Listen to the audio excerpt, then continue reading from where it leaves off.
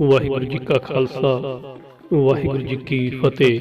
ਇਤਿਹਾਸ ਕਾਮਾਗਾਟਾ ਮਾਰੂ ਹੀਰੋ ਬਾਬਾ Gurdev Singh audio book ਭਾਗ ਦੂਜਾ।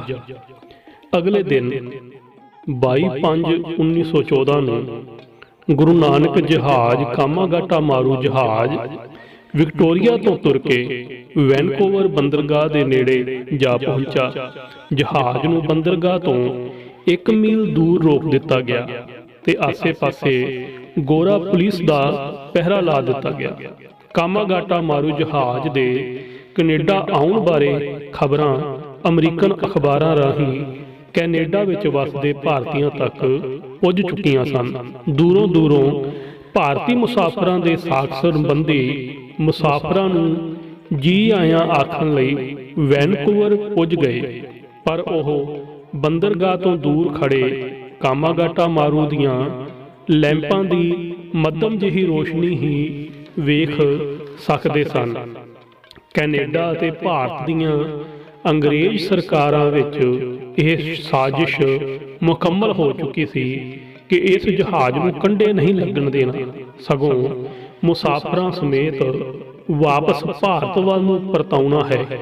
ਕੈਨੇਡਾ ਵਿੱਚ ਦਾਖਲ ਹੋਣ ਵਾਲੇ ਭਾਰਤੀਆਂ ਬਾਰੇ ਕਾਨੂੰਨੀ ਦਸ਼ਾ 24/11/1913 ਨੂੰ ਬ੍ਰਿਟਿਸ਼ ਕੋਲੰਬੀਆ ਦੀ ਹਾਈ ਕੋਰਟ ਦੇ ਚੀਫ ਜਸਟਿਸ ਮਿਸਟਰ ਹੰਟਰ ਵੱਲੋਂ ਅਜਿਹੇ ਇੱਕ ਕੇਸ ਬਾਰੇ ਦਿੱਤੇ ਫੈਸਲੇ ਅਨੁਸਾਰ ਇਹ ਸੀ ਕਿ ਇਮੀਗ੍ਰੇਸ਼ਨ ਐਕਟ ਦੀਆਂ ਸ਼ਰਤਾਂ ਪੂਰੀਆਂ ਕਰਕੇ ਆਉਣ ਵਾਲੇ ਭਾਰਤੀਆਂ ਨੂੰ ਕੈਨੇਡਾ ਵਿੱਚ ਆਉਣੋਂ ਰੋਕਿਆ ਨਹੀਂ ਜਾ ਸਕਦਾ।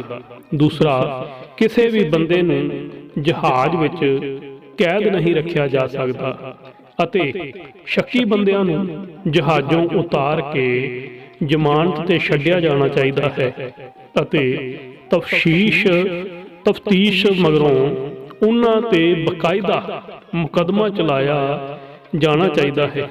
ਭਾਈ ਬਲਵੰਤ ਸਿੰਘ ਜੀ ਗ੍ਰੰਥੀ ਨੇ ਕੈਨੇਡੀਅਨ ਭਾਰਤੀਆਂ ਪਾਸੋਂ ਮਾਇਆ ਇਕੱਠੀ ਕਰਕੇ ਕਾਮਾਗਾਟਾ ਮਾਰੂ ਸਹਾਇਕ ਕਮੇਟੀ ਬਣਾਈ ਤਾਂ ਜੋ ਭਾਰਤੀ ਮੁਸਾਫਰਾਂ ਦੀ ਕਾਨੂੰਨ ਅਨੁਸਾਰ ਮਦਦ ਕੀਤੀ ਜਾ ਸਕੇ। ਉਧਰ ਇਮੀਗ੍ਰੇਸ਼ਨ ਇੰਸਪੈਕਟਰ ਹਾਪਕਿਨਸਨ ਜਹਾਜ਼ ਵਿੱਚ ਆਇਆ ਤੇ ਬਾਬਾ ਜੀ ਤੋਂ $2000 ਰਿਸ਼ਵਤ ਮੰਗੀ, ਜੋ ਉਹਨਾਂ ਦੇਣ ਤੋਂ ਨਾਂਹ ਕਰ ਦਿੱਤੀ। ਕਾਮਾਗਾਟਾ ਮਾਰੂ ਦੇ ਕਿਰਾਏ ਦੀ ਅਗਲੀ ਕਿਸ਼ਤ 4/6/1914 ਨੂੰ ਦੇਣੀ ਪੈ ਰਹੀ ਸੀ। ਕਾਮਾਗਾਟਾ ਮਾਰੂ ਡਿਫੈਂਸ ਕਮੇਟੀ ਦੇ ਮੈਂਬਰਾਂ ਭਾਈ ਭਾਗ ਸਿੰਘ, ਭਾਈ ਮਿੱਤ ਸਿੰਘ, ਭਾਈ ਰਤਨ ਸਿੰਘ, ਭਾਈ ਭਗਵਾਨ ਸਿੰਘ ਅਤੇ ਮਿਸਟਰ ਰਹੀਮ ਨੂੰ ਤਾਰ ਦਿੱਤੀ ਤੇ ਜਹਾਜ਼ ਦਾ ਚਾਰਟਰ ਭਾਈ ਭਾਗ ਸਿੰਘ ਅਤੇ ਮਿਸਟਰ ਰਹੀਮ ਦੇ ਨਾਂ ਕਰਵਾ ਲਿਆ। ਇਹਨਾਂ ਨਵੇਂ ਠੇਕੇਦਾਰਾਂ ਦੇ ਕਿਸ਼ਤ ਤਾਰਨ ਦੇ ਬਾਵਜੂਦ ਇਹਨਾਂ ਨੂੰ ਜਹਾਜ਼ ਦਾ ਕਬਜ਼ਾ ਨਾ ਲੈਣ ਦਿੱਤਾ ਗਿਆ। ਮਗਰੋਂ ਇਹਨਾਂ ਨੂੰ ਦੱਸੇ ਬਿਨਾਂ ਹੀ ਕੈਨੇਡਾ ਸਰਕਾਰ ਨੇ ਜਹਾਜ਼ ਨੂੰ ਵਾਪਸ ਹਾਂਗਕਾਂਗ ਪਰਤ ਜਾਣ ਦਾ ਹੁਕਮ ਦੇ ਦਿੱਤਾ। ਬਾਬਾ ਗੁਰਦੇਵ ਸਿੰਘ ਜੀ ਨੇ ਅਤੇ ਨਵੇਂ ਠੇਕੇਦਾਰਾਂ ਨੇ ਸਾਂਝੀ ਅਰਜ਼ੀ ਇਮੀਗ੍ਰੇਸ਼ਨ ਮਹਿਕਮੇ ਨੂੰ ਲਿਖੀ ਕਿ ਉਹ ਪ੍ਰੀਵੀ ਕੌਂਸਲ ਪਾਸ ਅਪੀਲ ਕਰਨਾ ਚਾਹੁੰਦੇ ਹਨ। ਇਸ ਲਈ ਫੈਸਲਾ ਹੋਣ ਤੱਕ ਮੁਸਾਫਰਾਂ ਨੂੰ ਜਹਾਜ਼ ਤੋਂ ਉਤਰਨ ਦੀ ਆਗਿਆ ਦਿੱਤੀ ਜਾਵੇ ਅਤੇ ਜੇ ਧਿੰਗੋ ਜ਼ੋਰੀ ਜਹਾਜ਼ ਨੂੰ ਮੁਸਾਫਰਾਂ ਸਮੇਤ ਵਾਪਸ ਤੋਰਨਾ ਹੈ ਤਾਂ ਤੋਰਨ ਤੋਂ ਪਹਿਲਾਂ ਮੁਸਾਫਰਾਂ ਨੂੰ ਵਾਪਸੀ ਯਾਤਰਾ ਲਈ ਰਸਦ, ਪਾਣੀ ਅਤੇ ਸਫ਼ਰ ਖਰਚ ਦਿੱਤਾ ਜਾਵੇ। ਇਸ ਅਰਜ਼ੀ ਦਾ ਬਾਬਾ ਜੀ ਨੂੰ ਕੋਈ ਉੱਤਰ ਨਾ ਮਿਲਿਆ। ਉਧਰ ਮੁਸਾਫਰਾਂ ਦੀ ਦਸ਼ਾ ਤਰਸਯੋਗ ਹੁੰਦੀ ਗਈ। ਭੁੱਖੇ ਤੇ ਹਾਏ ਮੁਸਾਫਰ ਖਾਣ ਪੀਣ ਨੂੰ ਤਰਸਣ ਲੱਗੇ। ਜਹਾਜ਼ ਦੇ ਪੁਰਾਣੇ ਠੇਕੇਦਾਰਾਂ ਨੂੰ ਰਸਦ ਪਾਣੀ ਦਾ ਪ੍ਰਬੰਧ ਨਾ ਕਰਨ ਦਿੱਤਾ ਗਿਆ। ਨਵੇਂ ਠੇਕੇਦਾਰਾਂ ਨੂੰ ਜਹਾਜ਼ ਤੇ ਪੈਰ ਰੱਖਣ ਦੀ ਵੀ ਇਜਾਜ਼ਤ ਨਾ ਦਿੱਤੀ ਗਈ ਅਤੇ ਕੋਇਲਾ ਵੇਚ ਕੇ ਵਾਪਸੀ ਲਈ ਕੋਈ ਹੋਰ ਮਾਲ ਭਰਨ ਦੀ ਵੀ ਆਗਿਆ ਨਾ ਦਿੱਤੀ ਗਈ। ਕੈਨੇਡਾ ਸਰਕਾਰ ਬਜਿੱਦ ਸੀ ਕਿ ਮੁਸਾਫਰਾਂ ਨੂੰ ਇਵੇਂ ਭੁੱਖੇ ਤਿਹਾਏ ਹੀ ਵਾਪਸ ਭੇਜਣਾ ਹੈ। ਇੱਕ ਦਿਨ ਜਹਾਜ਼ ਵਿੱਚ ਇੱਕ ਬੱਚਾ ਫੌਜਾ ਸਿੰਘ ਤ੍ਰੇ ਨਾਲ ਬੇਹੋਸ਼ ਹੋ ਕੇ ਡਿੱਗ ਪਿਆ। ਬਾਬਾ ਜੀ ਨੇ ਕਪਤਾਨ ਦੇ ਕਮਰੇ ਚੋਂ ਬੀਅਰ ਦੀ ਬੋਤਲ ਕੱਢ ਕੇ ਬੱਚੇ ਦੇ ਮੂੰਹ ਤਰ ਕੀਤਾ ਤਾਂ ਕਪਤਾਨ ਬਾਬਾ ਜੀ ਨਾਲ ਖਰਵੇ ਬਚਨ ਕਰਨ ਲੱਗ ਪਿਆ। ਦੂਜੇ ਦਿਨ ਜਹਾਜ਼ ਦੇ ਜਾਪਾਨੀ ਮਲਾਹ ਬੰਦਰਗਾਹ ਤੋਂ ਪਾਣੀ ਦੇ ਪੀਪੇ ਭਰ ਕੇ ਜਹਾਜ਼ ਤੇ ਲਿਆਏ, ਪਰ ਮੁਸਾਫਰਾਂ ਨੂੰ ਪਾਣੀ ਦੇਣੋਂ ਰੋਕ ਦਿੱਤਾ ਗਿਆ। ਇਸ ਤੇ ਮੁਸਾਫਰਾਂ ਦੀ ਭੀੜ ਪਾਣੀ ਤੇ ਟੁੱਟ ਪਈ ਤੇ ਗਲੇ ਤਾਰ ਕਰ ਲਏ। ਇਸ ਘਟਨਾ ਦੀ ਖਬਰ ਜਹਾਜ਼ੀ ਕਪਤਾਨ ਨੇ ਇਤਨੀ ਵਧਾ ਕੇ ਜਾਪਾਨੀ ਜੰਗੀ ਜਹਾਜ਼ ਨੂੰ ਦੱਸੀ ਕਿ ਉਹਨਾਂ ਤਾਰ ਦੇ ਕੇ ਜਾਪਾਨੀ ਜੰਗੀ ਜਹਾਜ਼ ਮੰਗਵਾ ਲਿਆ, ਜਿਨ੍ਹੇ ਕਾਮਾਗਾਟਾ ਮਾਰੂ ਨੂੰ ਆਣ ਘੇਰਿਆ। ਡਿਫੈਂਸ ਕਮੇਟੀ ਵਾਲਿਆਂ ਘਟਨਾ ਦੀ ਅਸਲੀਅਤ ਜਦੋਂ ਜਾਪਾਨੀ ਕੌਂਸਲਰ ਮਿਸਟਰ ਹੋਸੀ ਨੂੰ ਜਾ ਕੇ ਦੱਸੀ ਤਾਂ ਉਹ ਆਪ ਜਹਾਜ਼ ਵਿੱਚ ਆਇਆ ਅਤੇ ਭੁੱਖੇ ਤਿਹਾਏ ਮੁਸਾਫਰਾਂ ਦੀ ਦਸ਼ਾ ਦੇਖ ਕੇ ਦੰਗ ਰਹਿ ਗਿਆ। 27/6/1914 ਨੂੰ ਕੈਨੇਡਾ ਸਰਕਾਰ ਦੀ ਮਨਜ਼ੂਰੀ ਨਾਲ ਉਸਨੇ 103 ਟਨ ਪਾਣੀ ਇੱਕ ਹਫ਼ਤੇ ਦੇ ਕੋਟੇ ਵਜੋਂ ਮੁਸਾਫਰਾਂ ਲਈ ਜਹਾਜ਼ ਤੇ ਪਹੁੰਚਾਇਆ, ਪਰ ਮੁਸਾਫਰਾਂ ਨੂੰ ਇਸ ਮਗਰੋਂ 19/7/1914 ਤੱਕ ਪਾਣੀ ਨਾ ਦਿੱਤਾ ਗਿਆ। 18/7/1914 ਦੀ ਅੱਧੀ ਰਾਤ ਨੂੰ ਪਹਿਰੇਦਾਰ ਜਹਾਜ਼ੀ ਮੁਸਾਫਰਾਂ ਨੂੰ ਇੱਕ ਜੰਗੀ ਜਹਾਜ਼ ਕਾਮਾਗਾਟਾ ਮਾਰੂ ਵੱਲ ਵਧਦਾ ਆ ਰਿਹਾ ਨਜ਼ਰ ਆਇਆ। ਪਹਿਰੇਦਾਰ ਮੁਸਾਫਰਾਂ ਖਤਰੇ ਦਾ ਅਲਾਰਮ ਵਜਾ ਦਿੱਤਾ। ਸਭ ਮੁਸਾਫਰ ਅੱਬੜ ਵਾਹੇ ਉੱਠ ਖਲੋਤੇ। ਉਹਨਾਂ ਦੇ ਵੇਖਦਿਆਂ ਵੇਖਦਿਆਂ ਸਮੁੰਦਰੀ ਸ਼ੇਰ ਨਾਮ ਦਾ ਜੰਗੀ ਜਹਾਜ਼ ਕਾਮਾਗਾਟਾ ਮਾਰੂ ਜਹਾਜ਼ ਦੇ ਨੇੜੇ ਪੁੱਜ ਚੁੱਕਾ ਸੀ ਅਤੇ 200 ਹਥਿਆਰਬੰਦ ਗੋਰੇ ਕਾਮਾਗਾਟਾ ਮਾਰੂ ਤੇ ਹਮਲਾ ਕਰਨ ਨੂੰ ਤਿਆਰ ਖੜੇ ਸਨ। ਕਾਮਾਗਾਟਾ ਮਾਰੂ ਦੇ ਮੁਸਾਫਰਾਂ ਨੇ ਡੈਕ ਤੇ ਚੜ੍ਹ ਕੇ ਗੋਰਿਆਂ ਨੂੰ ਵੰਗਾਰ ਕੇ ਉੱਚੀ ਆਵਾਜ਼ ਵਿੱਚ ਕਿਹਾ, ਖਬਰਦਾਰ, ਜੇ ਸਾਡੇ ਜਹਾਜ਼ ਦੇ ਨੇੜੇ ਆਏ ਤਾਂ ਅਸੀਂ ਆਪਣੇ ਜਹਾਜ਼ ਦੀ ਰਾਖੀ ਲਈ ਜਾਨਾਂ ਵਾਰ ਸੁੱਟਾਂਗੇ। ਗੋਰਿਆਂ ਇਸ ਵੰਗਾਰ ਦਾ ਜਵਾਬ ਹਵਾ ਵਿੱਚ ਗੋਲੀ ਚਲਾ ਕੇ ਦਿੱਤਾ। ਕਾਮਾਗਾਟਾ ਮਾਰੂ ਦੇ ਮੁਸਾਫਰਾਂ ਨੇ ਕੋਇਲਾ ਥੱਲੇ ਡੈਕ ਤੇ ਅਪੜਾਉਣਾ ਆਰੰਭ ਕਰ ਦਿੱਤਾ ਅਤੇ ਬਾਬਾ ਗੁਰਦੇਵ ਸਿੰਘ ਜੀ ਨੂੰ ਕੈਬਨ ਵਿੱਚ ਬੰਦ ਕਰਕੇ ਕੁੰਡਾ ਲਾ ਦਿੱਤਾ। ਮੁਸਾਫਰਾਂ ਦੇ ਆਗੂਆਂ ਨੇ ਮੁਸਾਫਰਾਂ ਦੀ ਫੌਜ ਨੂੰ 3 ਹਿੱਸਿਆਂ ਵਿੱਚ ਵੰਡ ਦਿੱਤਾ। 2 ਪਾਰਟੀਆਂ ਨੇ ਵਾਰੀ-ਵਾਰੀ ਦੁਸ਼ਮਣ ਗੋਰਿਆਂ ਤੇ ਕੋਲਿਆਂ ਦੀ ਬੁਛਾੜ ਸ਼ੁਰੂ ਕਰ ਦਿੱਤੀ ਅਤੇ ਤੀਜੀ ਪਾਰਟੀ ਥੱਲਿਓਂ ਕੋਇਲੇ ਚੁੱਕ ਕੇ ਡੈਕ ਤੇ ਪਹੁੰਚਾਉਂਦੀ ਰਹੀ। ਕੋਲਿਆਂ ਦੇ ਵਸਦੇ ਮੀਂਹ ਦਾ ਜਵਾਬ ਗੋਰਿਆਂ ਨੇ ਗੋਲੀਆਂ ਦੀ ਬੁਛਾੜ ਨਾਲ ਦਿੱਤਾ। ਉੱਤੇ ਡੈਕ ਤੋਂ ਕੋਇਲੇ ਬੰਬ ਗੋਲੀਆਂ ਵਾਂਗੂ ਜਿਸ ਨੂੰ ਵੱਜਦੇ ਫੱਟਰ ਕਰੀ ਜਾਂਦੇ। ਕੁਝ ਮੁਸਾਫਰਾਂ ਨੇ ਖੁੰਡੇ ਹਥਿਆਰਾਂ ਦੇ ਨਾਲ ਦੋਹਾਂ ਜਹਾਜ਼ਾਂ ਨੂੰ ਆਪਸ ਵਿੱਚ ਬੱਧੇ ਰੱਸੇ ਨੂੰ ਕੱਟਣ ਦਾ ਯਤਨ ਕੀਤਾ, ਪਰ ਅੱਗੋਂ ਗੋਰਾ ਪੁਲਿਸ ਨੇ ਉਬਲਦਾ ਪਾਣੀ ਮੁਸਾਫਰਾਂ ਤੇ ਸੁੱਟ ਕੇ ਉਹਨਾਂ ਦਾ ਇਹ ਉਪਰਾਲਾ ਨਿਸਫਲ ਕਰ ਦਿੱਤਾ। ਅਜਬ ਨਜ਼ਾਰਾ ਸੀ ਇਸ ਅਨੋਖੀ ਲੜਾਈ ਦਾ। ਕੋਲਿਆਂ ਦੀ ਬੁਛਾੜ ਸਦਕਾ ਜੰਗੀ ਸ਼ੇਰ ਦੇ ਟੁੱਟਦੇ ਸ਼ੀਸ਼ੇ ਗੋਰਾ ਪੁਲਿਸ ਨੂੰ ਜ਼ਖਮੀ ਕਰਨ ਲੱਗ ਪਏ ਤੇ ਗੋਰੇ ਹਫੜਾ ਦਫੜੀ ਵਿੱਚ ਇਧਰੋਂ ਉਧਰ ਤੇ ਉਧਰੋਂ ਇਧਰ ਭੱਜਣ ਲੱਗੇ। ਨਤੀਜੇ ਵਜੋਂ ਸਮੁੰਦਰੀ ਸ਼ੇਰ ਇੱਕ ਪਾਸੇ ਨੂੰ ਉਲਰ ਗਿਆ ਤੇ ਗੋਰਿਆਂ ਨੂੰ ਚੀਕ ਚਹਾੜਾ ਪਾ ਦਿੱਤਾ ਤੇ ਉਹਨਾਂ ਦਾ ਬੰਨਿਆ ਰੱਸਾ ਉਹਨਾਂ ਦੀਆਂ ਹੀ ਜਾਨਾਂ ਲੈਣ ਦਾ ਕਾਰਨ ਬਣਨ ਲੱਗਾ। ਕਾਮਾਗਾਟਾ ਮਾਰੂ ਦੇ ਮੁਸਾਫਰਾਂ ਨੇ ਰੱਸਾ ਕੱਟ ਦਿੱਤਾ। ਰੱਸਾ ਕੱਟਣ ਦੀ ਦੇਰ ਸੀ ਕਿ ਹਥਿਆਰਬੰਦ ਗੋਰੇ ਕੋਲਿਆਂ ਰੂਪੀ ਬੰਬਾਂ ਤੋਂ ਬਚਣ ਲਈ ਭੱਜ ਤੁਰੇ ਤੇ ਨਾਲ ਹੀ ਆਪਣਾ ਜੰਗੀ ਸ਼ੇਰ ਨੂੰ ਵੇਖ ਕੇ ਕਾਮਾਗਾਟਾ ਮਾਰੂ ਸਤਿ ਸ੍ਰੀ ਅਕਾਲ ਦੇ ਜੈਕਾਰਿਆਂ ਨਾਲ ਗੂੰਜ ਉੱਠਿਆ।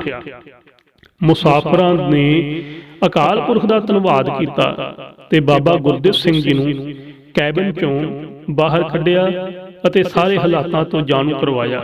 ਜ਼ਖਮੀਆਂ ਦੀ ਮਰਮ ਪੱਟੀ ਕੀਤੀ ਗਈ। ਬਾਬਾ ਜੀ ਦੀ ਸਲਾਹ ਲੈ ਕੇ ਆਉਣ ਵਾਲੇ ਖਤਰੇ ਲਈ ਤਿਆਰੀ ਆਰੰਭ ਦਿੱਤੀ। ਉਹ ਜਾਣਦੇ ਸੀ ਕਿ ਜੰਗੀ ਸ਼ੇਰ ਦਾ ਮਾਰ ਖਾ ਕੇ ਜਾਣਾ ਹੋਰ ਵੀ ਵੱਡੇ ਖਤਰੇ ਦਾ ਕਾਰਨ ਬਣੇਗਾ। ਉਹਨਾਂ ਅੱਜ ਦੇ ਤਜਰਬੇ ਤੋਂ ਲਾਭ ਉਠਾ ਕੇ ਨਵੇਂ ਸਿਰਿਓਂ ਮੋਰਚਾਬੰਦੀ ਸ਼ੁਰੂ ਕਰ ਦਿੱਤੀ। ਬਹੁਤ ਵੱਡਾ ਕੋਇਲੇ ਦਾ ਢੇਰ ਡੈਕ ਤੇ ਲਗਾ ਦਿੱਤਾ ਗਿਆ। ਜਹਾਜ਼ ਅੰਦਰ ਲੱਕੜੀ ਦੇ ਮੋਰਚੇ ਬਣਾਏ ਗਏ। ਲੋਹਾਰ ਮੁਸਾਫਰਾਂ ਲੋਹਾ ਕੁੱਟ-ਕੁੱਟ ਤਲਵਾਰਾਂ ਦੇ ਨੇਜੇ ਘੜ ਸੁੱਟੇ। ਲਾਲ ਮਿਰਚਾਂ ਪੀ ਕੇ ਪੋਲੇ ਬਾਂਸਾਂ ਵਿੱਚ ਭਰ ਕੇ ਪਿਚਕਾਰੀਆਂ ਤਿਆਰ ਕਰ ਲਈਆਂ ਅਤੇ ਮਿੱਟੀ ਦੇ ਤੇਲ ਦੀਆਂ ਬੋਤਲਾਂ ਭਰ ਕੇ ਅੱਗ ਲਾਉਣ ਦਾ ਤਰੀਕਾ ਵੀ ਸੋਚ ਲਿਆ ਗਿਆ। ਸਾਰੇ ਮੁਸਾਫਰਾਂ ਇੱਕ ਆਵਾਜ਼ ਹੋ ਕੇ ਬਾਬਾ ਜੀ ਨੂੰ ਕਿਹਾ, ਅਸੀਂ ਵਾਪਸ ਮੁੜਦੇ ਹੋਏ ਰਾਹ ਵਿੱਚ ਭੁੱਖ ਦੇ ਦੁੱਖੋਂ ਮਰਨ ਦੀ ਥਾਵੇਂ ਇੱਥੇ ਲੜ ਕੇ ਮਰਨਾ ਚੰਗਾ ਸਮਝਦੇ ਹਾਂ। ਬਾਬਾ ਜੀ ਨੇ ਮੁਸਾਫਰਾਂ ਦੀ ਹਿੰਮਤ ਦੀ ਦਾਤ ਦਿੱਤੀ ਅਤੇ ਉਹਨਾਂ ਨੂੰ ਆਉਣ ਵਾਲੇ ਘੋਲ ਲਈ ਉਤਸ਼ਾਹ ਦਿੱਤਾ। ਉਧਰ ਹਥਿਆਰਬੰਦ ਗੋਰਾ ਪੁਲਿਸ ਨੂੰ ਬੇਹਥਿਆਰੇ ਮੁਸਾਫਰਾਂ ਹੱਥੋਂ ਹਾਰ ਖਾਣ ਅਤੇ ਬੇਹੱਦ ਸ਼ਰਮ ਆਈ। ਸਾਰੀ ਦੁਨੀਆ ਵਿੱਚ ਅਖਬਾਰਾਂ ਰਾਹੀਂ ਇਹ ਖਬਰ ਜੰਗਲੀ ਅੱਗ ਵਾਂਗੂ ਫੈਲ ਗਈ ਕਿ ਭੁੱਖੇ ਤੇ ਹਾਏ ਮੁਸਾਫਰਾਂ ਨੇ ਹਥਿਆਰਬੰਦ ਕੈਨੇਡਾ ਪੁਲਿਸ ਨੂੰ ਕੋਇਲੇ ਮਾਰ ਕੇ ਭਜਾ ਦਿੱਤਾ। ਇਮੀਗ੍ਰੇਸ਼ਨ ਮਹਿਕਮੇ ਦੇ ਅਧਿਕਾਰੀਆਂ ਨੇ ਕੈਨੇਡਾ ਸਰਕਾਰ ਨੂੰ ਫੌਜੀ ਕਾਰਵਾਈ ਕਰਨ ਲਈ ਬੇਨਤੀ ਕੀਤੀ। 2 ਦਿਨਾਂ ਦੇ ਅੰਦਰ ਹੀ ਹਜ਼ਾਰਾਂ ਦੀ ਗਿਣਤੀ ਵਿੱਚ ਗੋਰੇ ਫੌਜੀ ਵੈਨਕੂਵਰ ਦੀ ਬੰਦਰਗਾਹ ਤੇ ਆਣ ਇਕੱਠੇ ਹੋਏ। ਵੇਖਦਿਆਂ ਵੈਨਕੂਵਰ ਬੰਦਰਗਾਹ ਇੱਕ ਫੌਜੀ ਛਾਉਣੀ ਦਾ ਰੂਪ ਧਾਰ ਗਈ। ਫੌਜੀ ਕਵਾਇਦਾਂ ਹੋਣ ਲੱਗੀਆਂ, ਫੌਜੀ ਬੈਂਡ ਗੂੰਜਣ ਲੱਗੇ ਤੇ ਜੰਗੀ ਤੋਪਾਂ ਕਾਮਾਗਾਟਾ ਮਾਰੂ ਵੱਲ ਮੂੰਹ ਕਰਕੇ ਅੱਗ ਵਰਾਉਣ ਦੀ ਤਿਆਰੀ ਕਰਨ ਲੱਗੀਆਂ। ਉਧਰ ਕੈਨੇਡੀਅਨ ਭਾਰਤੀਆਂ ਵੱਲੋਂ ਬਣਾਈ ਡਿਫੈਂਸ ਕਮੇਟੀ ਅਤੇ ਕਾਮਾਗਾਟਾ ਮਾਰੂ ਦੇ ਮੁਸਾਫਰਾਂ ਵਿੱਚ ਗੱਲਬਾਤ ਦਾ ਕੇਵਲ ਇੱਕੋ ਇੱਕ ਸਾਧਨ ਰਹਿ ਗਿਆ ਸੀ ਤੇ ਉਹ ਸੀ ਸ਼ੀਸ਼ੇ ਝੰਡੀ ਰਾਹੀਂ ਸਿਗਨਲਿੰਗ ਦਾ। ਮੁਸਾਫਰਾਂ ਵਿੱਚੋਂ ਮੁਨਸ਼ੀ ਪੀਰ ਮੁਹੰਮਦ ਇਹ ਕੰਮ ਇੱਕ ਨਿਪੁੰਨ ਸਿਗਨਲਰ ਵਾਂਗੂ ਨਿਭਾ ਰਿਹਾ ਸੀ। ਕੈਨੇਡੀਅਨ ਭਾਰਤੀਆਂ ਨੇ ਵੈਨਕੂਵਰ ਦੇ ਗੁਰਦੁਆਰੇ ਵਿੱਚ ਦੀਵਾਨ ਸਜਾਇਆ। ਇੱਕ ਸੂਰਬੀਰ ਉੱਠ ਕੇ ਕਹਿਣ ਲੱਗਾ, ਜੇਕਰ ਅਸੀਂ ਇਸ ਭੀੜਾ ਵਿੱਚ ਇਸ ਸਮੇਂ ਆਪਣੇ ਭਾਰਤੀ ਵੀਰਾਂ ਦੀ ਮਦਦ ਨਾ ਕਰ ਸਕਦੇ ਤਾਂ ਘੱਟੋ ਘੱਟ ਉਹਨਾਂ ਨਾਲ ਕੀਤੇ ਜਾ ਰਹੇ ਅਤਿਆਚਾਰ ਦਾ ਬਦਲਾ ਤਾਂ ਲੈ ਸਕਦੇ ਹਾਂ। ਅੰਤ ਫੈਸਲਾ ਹੋਇਆ ਕਿ ਜੇਕਰ ਕੈਨੇਡਾ ਸਰਕਾਰ ਕਾਮਾਗਾਟਾ ਮਾਰੂ ਦੇ ਬੇਹਥਿਆਰੇ ਮੁਸਾਫਰਾਂ ਨੂੰ ਤੋਪਾਂ ਦੇ ਗੋਲਿਆਂ ਨਾਲ ਉਡਾਉਣ ਵਰਗਾ ਨੀਚ ਅਤੇ ਘਿਰਨਿਤ ਕੰਮ ਕਰਨ ਤੇ ਉਤਰ ਆਵੇ ਤਾਂ ਸਾਨੂੰ ਵੀ ਚਾਹੀਦਾ ਹੈ ਕਿ ਅਸੀਂ ਵੈਨਕੂਵਰ ਸ਼ਹਿਰ ਨੂੰ ਅੱਗ ਲਾ ਕੇ ਉਸੇ ਸਮੇਂ ਫੂਕ ਸੁੱਟੀਏ। ਜਿਸ ਸਮੇਂ ਪਹਿਲਾ ਗੋਲਾ ਕਾਮਾਗਾਟਾ ਮਾਰੂ ਤੇ ਦਾਗਿਆ ਜਾਵੇ ਉਸੇ ਸਮੇਂ ਇੱਕਦਮ ਸਾਰਾ ਵੈਨਕੂਵਰ ਅੱਗ ਦੀਆਂ ਲਾਟਾਂ ਵਿੱਚ ਲਪੇਟਿਆ ਨਜ਼ਰ ਆਵੇ। ਕੈਨੇਡੀਅਨ ਭਾਰਤੀਆਂ ਦਾ ਇਹ ਫੈਸਲਾ ਸਿਗਨਲਿੰਗ ਰਾਹੀਂ ਮੁਨਸ਼ੀ ਮੀਰ ਮੁਹੰਮਦ ਨੂੰ ਪੁੱਜਾ ਤਾਂ ਉਹਨੇ ਬੜੇ ਉਤਸ਼ਾਹ ਭਰੇ ਲਹਿਜੇ ਵਿੱਚ ਮੁਸਾਫਰਾਂ ਨੂੰ ਇਸ ਬਾਰੇ ਜਾਣਕਾਰੀ ਦਿੱਤੀ। ਕੈਨੇਡੀਅਨ ਭਾਰਤੀਆਂ ਦਾ ਦਲੇਰੀ ਭਰਿਆ ਫੈਸਲਾ ਸੁਣ ਕੇ ਬਾਬਾ ਗੁਰਦਿੱਤ ਸਿੰਘ ਸਮੇਤ ਸਭ ਮੁਸਾਫਰਾਂ ਦੀਆਂ ਅੱਖਾਂ ਵਿੱਚ ਖੁਸ਼ੀ ਭਰੇ ਅਥਰੂ ਆਏ। ਉਧਰ 29/7/1914 ਨੂੰ ਸਵੇਰੇ ਹੀ ਰੇਨਬੋ ਨਾਮੀ ਇੱਕ ਜੰਗੀ ਜਹਾਜ਼ ਵੈਨਕੂਵਰ ਦੀ ਖਾੜੀ ਵਿੱਚ ਆ ਖੜਾ ਹੋਇਆ। ਜਹਾਜ਼ ਦੀਆਂ ਜੰਗੀ ਤੋਪਾਂ ਦੇ ਮੂੰਹ ਕਾਮਾਗਾਟਾ ਮਾਰੂ ਵੱਲ ਕਰ ਦਿੱਤੇ ਗਏ। ਜਹਾਜ਼ ਦੇ ਫੌਜੀ ਅਫਸਰ ਨੇ ਬਾਬਾ ਗੁਰਦਿੱਤ ਸਿੰਘ ਨੂੰ ਚੇਤਾਵਨੀ ਦਿੱਤੀ ਕਿ 2 ਘੰਟਿਆਂ ਦੇ ਅੰਦਰ ਅੰਦਰ ਸਾਡੀ ਬੰਦਰਗਾਹ ਦੀ ਹੱਦ ਤੋਂ ਬਾਹਰ ਹੋ ਜਾਵੋ, ਨਹੀਂ ਤਾਂ ਤੁਹਾਨੂੰ ਸਾਰਿਆਂ ਨੂੰ ਗੋਲੀਆਂ ਨਾਲ ਭੁੰਨ ਦਿੱਤਾ ਜਾਵੇਗਾ। ਅੱਗੋਂ ਬਾਬਾ ਜੀ ਨੇ ਮੋੜਵਾਂ ਉੱਤਰ ਘੱਲਿਆ। ਉਹ ਕਹਿਣ ਲੱਗੇ, ਅਸੀਂ ਭੁੱਖੇ ਭਾਣੇ ਇੱਥੋਂ ਤੁਰ ਜਾਣ ਲਈ ਤਿਆਰ ਨਹੀਂ। ਜੇ ਕੈਨੇਡਾ ਸਰਕਾਰ ਵਾਪਸੀ ਦੇ ਸਫ਼ਰ ਲਈ ਰਾਸ਼ਨ ਪਾਣੀ ਦਾ ਪ੍ਰਬੰਧ ਕਰ ਦੇਵੇ ਤਾਂ ਅਸੀਂ ਅੱਜ ਹੀ ਜਾਣ ਨੂੰ ਤਿਆਰ ਹਾਂ। ਰਾਹ ਵਿੱਚ ਭੁੱਖੇ ਮਰਨ ਨਾਲੋਂ ਅਸੀਂ ਇੱਥੇ ਹੀ ਤੋਪਾਂ ਦੇ ਗੋਲੇ ਛਾਤੀਆਂ ਵਿੱਚ ਖਾ ਕੇ ਮਰਨਾ ਜ਼ਿਆਦਾ ਪਸੰਦ ਕਰਾਂਗੇ। ਅਸੀਂ ਉਹਨਾਂ ਸੂਰਬੀਰ ਸਿੰਘਾਂ ਦੀ ਸੰਤਾਨ ਹਾਂ ਜੋ ਮੌਤ ਤੋਂ ਨਹੀਂ ਡਰਦੇ। ਅਸੀਂ ਹੁਣੇ ਹੀ ਮਰਨ ਲਈ ਤਿਆਰ ਹਾਂ। ਤੁਹਾਨੂੰ 2 ਘੰਟੇ ਵੀ ਉਡੀਕਣ ਦੀ ਲੋੜ ਨਹੀਂ। ਇਸ ਮਗਰੋਂ ਮੁਸਾਫਰ ਹੋਣੀ ਦੀ ਉਡੀਕ ਕਰਨ ਲੱਗੇ ਅਤੇ ਨਾਲ ਦੀ ਨਾਲ ਅੰਤਮ ਘੋਲ ਲਈ ਤਿਆਰੀ ਕਰਨ ਲੱਗੇ। ਗ੍ਰੰਥੀ ਸਿੰਘ ਨੇ ਅਰਦਾਸਾ ਸੋਧਿਆ। ਸਭ ਮੁਸਾਫਰ ਇੱਕ ਮਨ ਇੱਕ ਚਿੱਤ ਹੋ ਕੇ ਅਰਦਾਸ ਵਿੱਚ ਜੁੜੇ ਅਤੇ ਗੁਰੂ ਮਹਾਰਾਜ ਪਾਸੋਂ ਚੜ੍ਹਦੀ ਕਲਾ ਬਖਸ਼ਣ ਦੀ ਮੰਗ ਕੀਤੀ। ਹੁਣ ਸਭ ਮੁਸਾਫਰ ਸ਼ਹੀਦੀਆਂ ਪਾਉਣ ਲਈ ਤਿਆਰ ਹੋ ਗਏ। ਸਭ ਨੇ ਆਪਣੀ ਡਿਊਟੀ ਸੰਭਾਲ ਲਈ। ਸਕੀਮ ਕੁਝ ਇਉਂ ਬਣਾਈ ਗਈ, ਜਦੋਂ ਕੋਈ ਜਹਾਜ਼ ਦੇ ਨੇੜੇ ਆਵੇ ਤਾਂ ਪਹਿਲੀ ਟੋਲੀ ਡੈਕ ਤੋਂ ਦੁਸ਼ਮਣ ਤੇ ਕੋਲਿਆਂ ਦੀ ਵਰਖਾ ਕਰੇ ਅਤੇ ਜਦੋਂ ਇਹ ਟੋਲੀ ਸ਼ਹੀਦੀ ਪ੍ਰਾਪਤ ਕਰ ਜਾਵੇ ਤਾਂ ਦੂਜੀ ਟੋਲੀ ਡੈਕ ਤੋਂ ਕੋਲਿਆਂ ਦੀ ਬੁਛਾੜ ਕਰਨ ਦਾ ਕੰਮ ਸੰਭਾਲ ਲਵੇ। ਜੇ ਦੁਸ਼ਮਣ ਜਹਾਜ਼ ਵਿੱਚ ਆ ਵੜੇ ਤਾਂ ਤਲਵਾਰਾਂ ਤੇ ਬਰਸ਼ਿਆਂ ਨਾਲ ਟਾਕਰਾ ਕੀਤਾ ਜਾਵੇ। ਲਾਲ ਮਿਰਚਾਂ ਦਾ ਪਾਊਡਰ ਪਿਚਕਾਰੀਆਂ ਰਾਹੀਂ ਉਹਨਾਂ ਦੀਆਂ ਅੱਖਾਂ ਵਿੱਚ ਸੁੱਟਿਆ ਜਾਵੇ।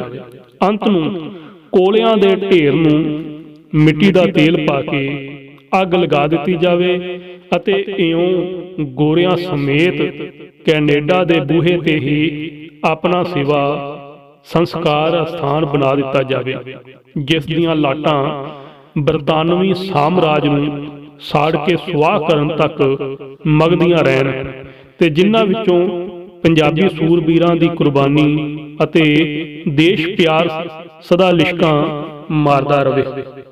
ਉਧਰ ਮੁਸਾਫਰਾਂ ਅਤੇ ਡਿਫੈਂਸ ਕਮੇਟੀ ਵਿਚਾਲੇ ਸਿਗਨਲਿੰਗ ਰਾਹੀਂ ਇੱਕ ਦੂਜੇ ਨੂੰ ਵਿਦਾਇਗੀ ਦੇ ਅੰਤਮ ਸੁਨੇਹੇ ਦੇਣੇ ਪ੍ਰਾਰੰਭ ਹੋ ਗਏ ਤੇ ਦੋਹਾਂ ਧਿਰਾਂ ਨੇ ਮਰਨ ਮਾਰਨ ਬਦਲਾ ਲੈਣ ਦੇ ਫੈਸਲਿਆਂ ਤੋਂ ਇੱਕ ਦੂਜੇ ਨੂੰ ਜਾਣੂ ਕਰਵਾ ਦਿੱਤਾ। ਕੈਨੇਡਾ ਸਰਕਾਰ ਨੂੰ ਖੁਫੀਆ ਮਹਿਕਮੇ ਦੁਆਰਾ ਭਾਰਤੀ ਸੂਰਬੀਰਾਂ, ਕੈਨੇਡੀਅਨ ਭਾਰਤੀਆਂ ਅਤੇ ਕਾਮਾਗਾਟਾ ਵਿਚਾਲੇ ਭਾਰਤੀ ਮੁਸਾਫਰਾਂ ਦੇ ਅੰਤਮ ਫੈਸਲਿਆਂ ਦੀ ਜਦੋਂ ਸੂਹ ਲੱਗੀ ਤਾਂ ਉਹਨਾਂ ਦੀ ਅਕਲ ਟਿਕਾਣੇ ਆ ਗਈ। ਉਹਨਾਂ ਸੋਚਿਆ ਕਿ ਇਹਨਾਂ 360 ਮੁਸਾਫਰਾਂ, ਜਿਨ੍ਹਾਂ ਵਿੱਚੋਂ 90-95% ਗੁਰੂ ਗੋਬਿੰਦ ਸਿੰਘ ਦੇ ਸ਼ੇਰ ਸਪੁੱਤਰ ਭਾਵ ਸਿੰਘ ਹਨ, ਨੂੰ ਮਾਰ ਮੁਕਾਉਣਾ ਸਾਨੂੰ ਬਹੁਤ ਮਹਿੰਗਾ ਪਵੇਗਾ। ਕੈਨੇਡੀਅਨ ਹਾਕਮਾਂ ਨੇ ਉਸੇ ਵੇਲੇ ਜੰਗੀ ਜਹਾਜ਼ ਨੂੰ ਵਾਪਸ ਬੁਲਾ ਲਿਆ ਤੇ ਸੁਲਾਹ ਦੀ ਗੱਲਬਾਤ ਤੋਰੀ। ਅੰਤ ਨੂੰ ਕੈਨੇਡਾ ਸਰਕਾਰ ਨੂੰ ਬਾਬਾ ਜੀ ਦੁਆਰਾ ਕੀਤੀਆਂ ਮੰਗਾਂ ਸਾਹਮਣੇ ਝੁਕਣਾ ਪਿਆ ਅਤੇ ਉਸ ਨੇ ਮੁਸਾਫਰਾਂ ਨੂੰ ਵੈਨਕੂਵਰ ਤੋਂ ਹਾਂਗਕਾਂਗ ਤੱਕ ਸਾਰਾ ਰਾਸ਼ਨ ਪਾਣੀ ਦੇਣਾ ਮੰਨ ਲਿਆ। ਇਹ ਵੀ ਮੰਨ ਲਿਆ ਗਿਆ ਕਿ ਕੈਨੇਡੀਅਨ ਭਾਰਤੀਆਂ ਦੁਆਰਾ ਬਣਾਈ ਗਈ ਡਿਫੈਂਸ ਕਮੇਟੀ ਦੇ ਮੈਂਬਰ ਕਾਮਾਗਾਟਾ ਮਾਰੂ ਜਹਾਜ਼ ਵਿੱਚ ਆ ਕੇ ਮੁਸਾਫਰਾਂ ਨਾਲ ਸਲਾਹ ਮਸ਼ਵਰਾ ਕਰ ਸਕਦੇ ਹਨ। ਇਉਂ 2 ਮਹੀਨਿਆਂ ਦੇ ਲੰਮੇ ਸਮੇਂ ਮਗਰੋਂ ਪਹਿਲੀ ਵਾਰ ਕਾਮਾਗਾਟਾ ਮਾਰੂ ਜਹਾਜ਼ ਵਿੱਚ ਭਾਰਤੀ ਮੁਸਾਫਰਾਂ ਨਾਲ ਕੈਨੇਡੀਅਨ ਭਾਰਤੀਆਂ ਦਾ ਮਿਲਾਪ ਬੜੇ ਕਰੁਣਾਮਈ ਵਾਤਾਵਰਨ ਵਿੱਚ ਹੋਇਆ। 6 ਦਿਨਾਂ ਦੇ ਭੁੱਖੇ ਤਿਹਾਏ ਮੁਸਾਫਰਾਂ ਨੂੰ ਕੈਨੇਡੀਅਨ ਭਾਰਤੀ ਵੀਰਾਂ ਨੇ ਰੱਜ ਰੱਜ ਕੇ ਭੋਜਨ ਪਾਣੀ ਛਕਾਇਆ। ਇਤਿਹਾਸਕ ਸਰੋਤ ਪੁਸਤਕ ਕਾਮਾਗਾਟਾ ਮਾਰੂ ਹੀਰੋ, ਬਾਬਾ ਗੁਰਦੇਵ ਸਿੰਘ, ਆਵਾਜ਼ ਭਾਈ ਸੰਦੀਪ ਸਿੰਘ ਖਾਲੜਾ, ਭਾਗ ਦੂਜਾ। ਬਾਕੀ ਅਗਲੇ ਭਾਗ ਵਿੱਚ। ਵਾਹਿਗੁਰੂ ਜੀ ਕਾ ਖਾਲਸਾ, ਵਾਹਿਗੁਰੂ ਜੀ ਕੀ ਫਤਿਹ।